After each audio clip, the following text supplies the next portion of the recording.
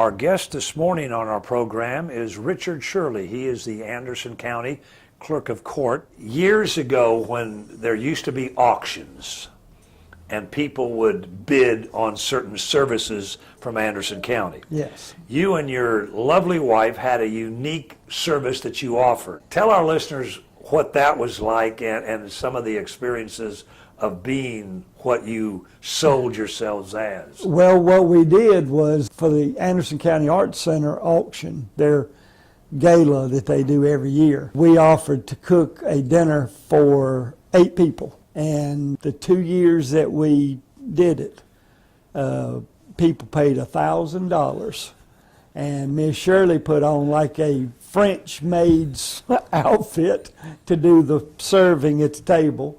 And I had a big chef's hat. But we were, I will have to say, this is back when $1,000 was $1,000. We were right overwhelmed that somebody would pay that. But we had them into our house, and we had 2 outings that were just, I wish we had recordings of them, because the conversation around the table, and it really, they really were fun.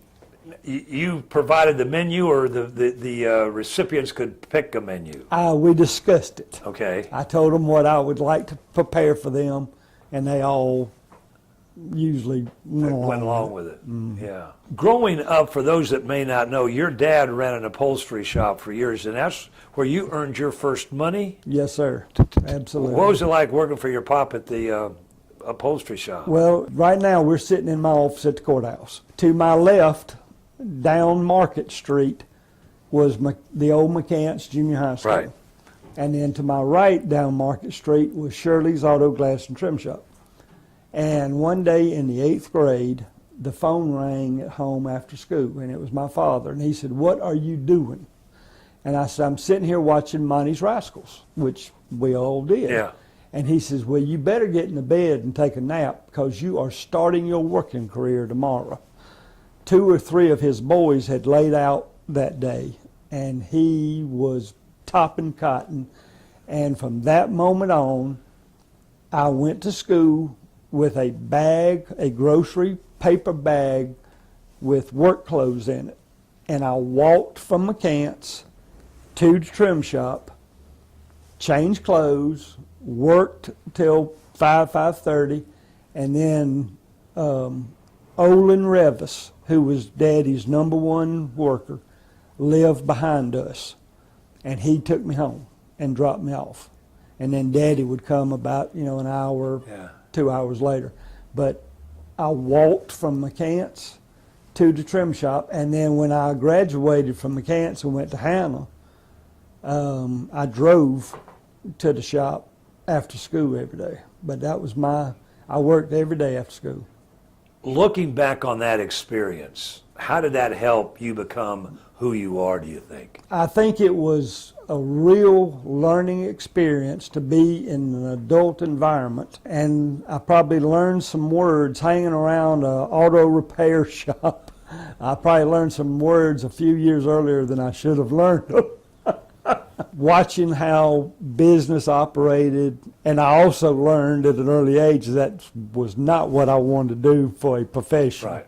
And when Billy Wilkes was benevolent enough to offer me a job at C&S Bank, my mother said, she said, "I can die now because I know you're not going to grow up to be a trimmer."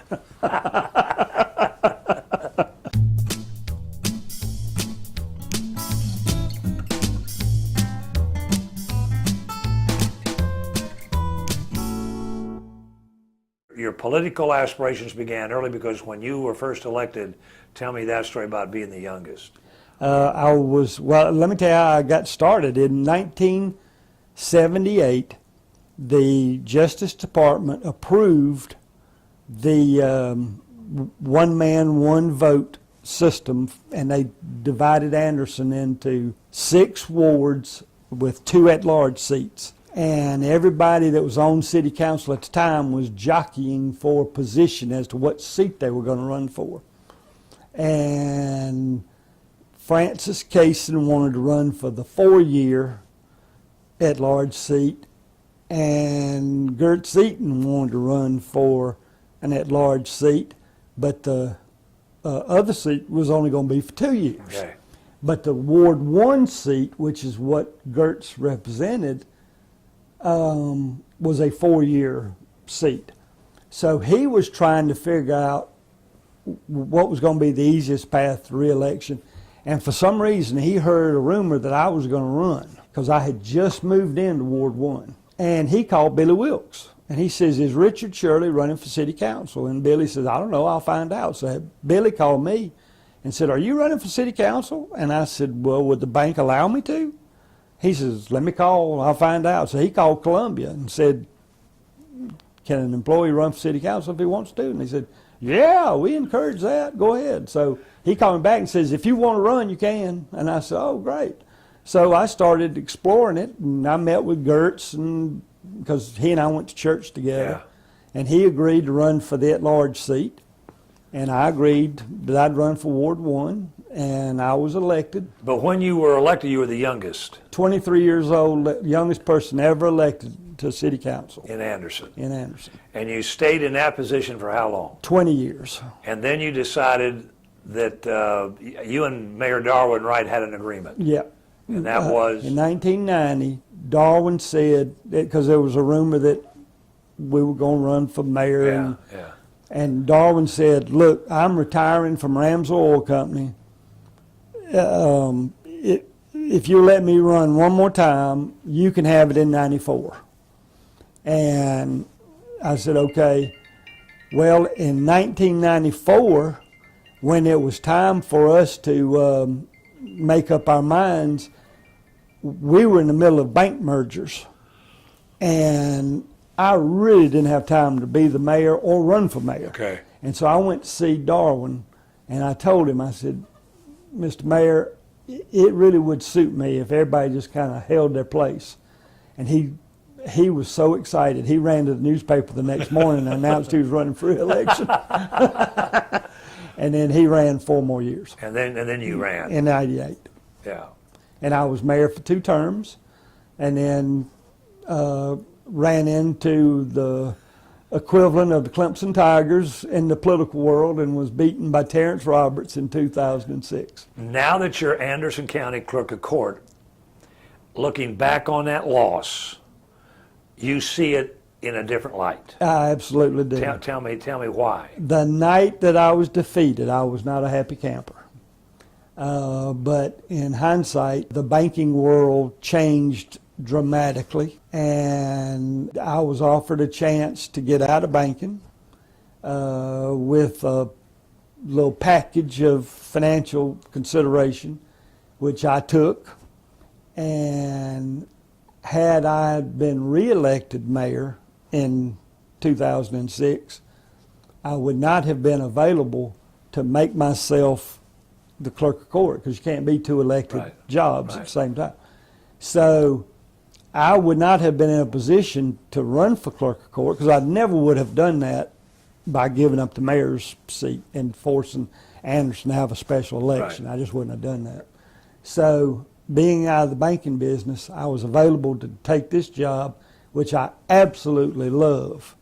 So that's how it worked out, is that, the old saying that when God shuts one door, he opens another. As clerk of court, give me an overview of the year just concluded. Highlight of 2019 is going to be getting a new roof on this building, which County Council approved about 2 months ago. We are expecting the contractors here any day. And because right now the 4th floor, when it rains, the 4th floor is equivalent to a swimming pool. Is it really? I mean, we have trash cans, buckets, plastic sheets. It's the roof is, you might as well not have it in a couple of places. We moved in here in 1991. Yep. So is it time for a roof? Yep. Past It's due? past time. 25 years is pretty good time for the kind of roof that's on this building, and so we're looking forward to having that. And that's close to a 7-figure investment. Is it really? Yeah, the bid on the roof was just short of $1 million. How long will that process take, do you figure? I don't think they've told me how long they plan on being here, but it's going to be quick. It's not going to be like putting an asphalt shingle roof on your house, Right. but it's going to be a pretty quick process. The other thing that when we've talked in the past, you've always been quick to point out that this department tends to run rather smoothly because you're the only boy involved. That's correct. You got all gals working for you. I got 19 of us, and 18 of us are ladies. That's just And pretty amazing. Isn't if I take orders the way I'm supposed to take orders, this place runs like a Singer sewing machine. If it doesn't, then I have trouble.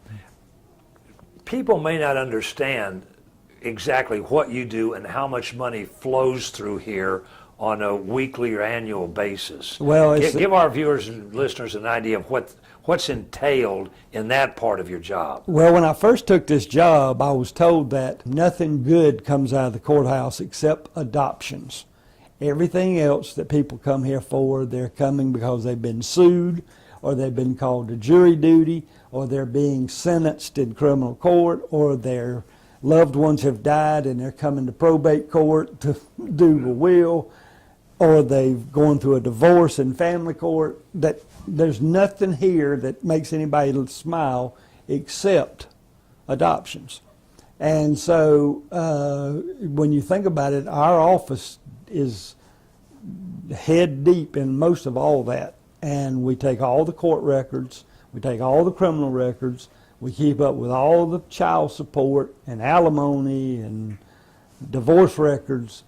And you can imagine the amount of money that flows in here for child support, alimony, that we turn around. And one of the great achievements that we've done in my term is putting that money back out on debit cards. We used to cut a check and mail it, and it'd take the post office 2 days to get it to you, and then you're standing by your post office or your mailbox so nobody will steal it. Well, now we just load it into a debit card, and you're free to go to the store. And I'm very proud of that.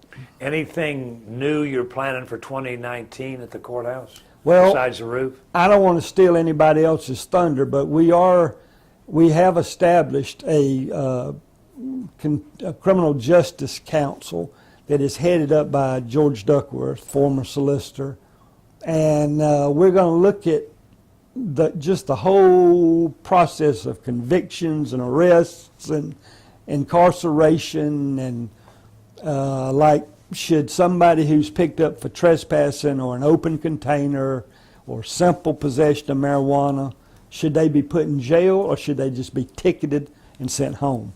You know, we've got to reduce the number of heads in the jail. We got to reduce the amount of paperwork that's flowing out of these deputies' cars. And so that's a process that has just started at the end of 2018, and it will take up most of the coming year. Anderson County Clerk of Court, Richard Shirley, has been our guest. We want to thank him for taking time out. We want to thank each of you for tuning in and invite you to be back with us next week, same time, for another edition of Conversations with Paul Brown. Until then, take care, everybody.